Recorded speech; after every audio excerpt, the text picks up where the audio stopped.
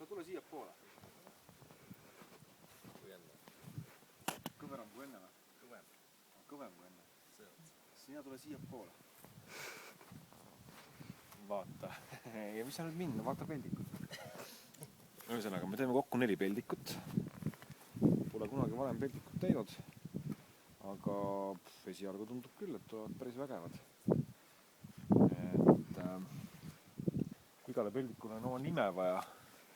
Et kui on nüüd mingeid nime ettepanekuid, siis võiks pakkuma. Miks see peldik on eriline, on sellepärast, et tal on nüüd selline tugevduspulk siin keskel, tagaseina keskel. Et asi oleks nagu vägevam. Saab teha ka ilma tugevduspulgata.